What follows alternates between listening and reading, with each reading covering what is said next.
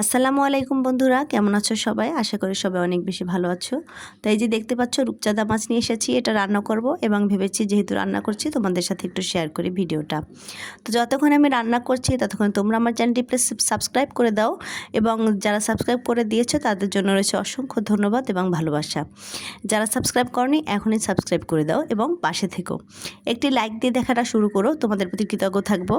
তো যাই হোক, এই যে আমি রান্না শুরু করে দিয়েছি, এখন আমি রান্নাটা শেষ করে নিব। এই যে একটা আস্ত মাছ দিয়েছি, এটা হচ্ছে তোমাদের ভাইয়ের জন্য মাছটা আস্ত, এবং বাকি মাছগুলো আমরা কেটে দিয়েছি। অনেক দিন পরে মাছ রান্না করতে আসছি, বিশেষ করে রূপচাঁদা মাছ। অনেক দিন পরে মাছ না, রূপচাঁদা মাছটা বেশ অনেক দিন ধরে বাসায় আসেনি, তো ভালো এটা তোমাদের সাথে শেয়ার করি। শুধু মাছ রান্নাটাই শেয়ার করবো, বাকি কোনো রান্নাগুলো শেয়ার করব না। এতে মাছটা আমি খুব ভালো করে কষিয়ে নিয়েছি, এখন ঝোলের পানি দিয়ে দিয়েছি। রান্না হয়ে গেলে গরম গরম পরিবেশন করব তোমাদের সামনে এবং খাবো। তোমরা আমাকে সাবস্ক্রাইব করছো না কেন? আমি আলু ভর্তা ভাত খাই বলে, এটা কি তোমাদের পছন্দ নয়?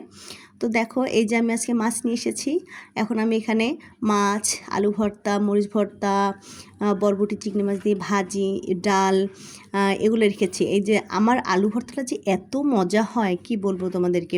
তোমরা বলতেই পারো যে আপু তুমি সবসময় আলু ভর্তা রাখো কেন ভিডিওতে? আলু ভর্তা তো মাস্ট, এটা আমার করতেই হবে, এটা আমার খুবই ভালো লাগে।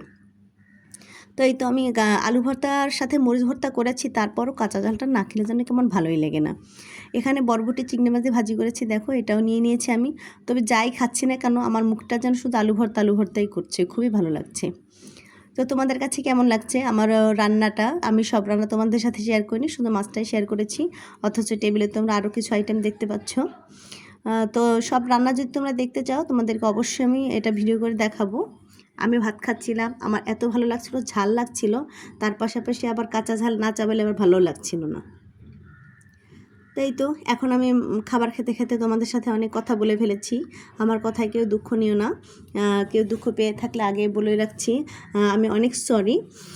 অনেক সময় কথা বলতে বলতে ভুল ত্রুটি করে ফেলতেও পারি, এর জন্য আগে থেকে ক্ষমা চেয়ে নিচ্ছি।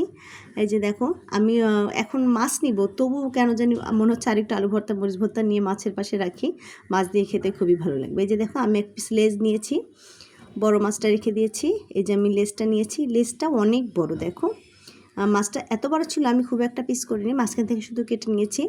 এই মাছটা আমার ভীষণ পছন্দের, জানো তো, রূপচাঁদা মাছটা আমি খুবই পছন্দ করি।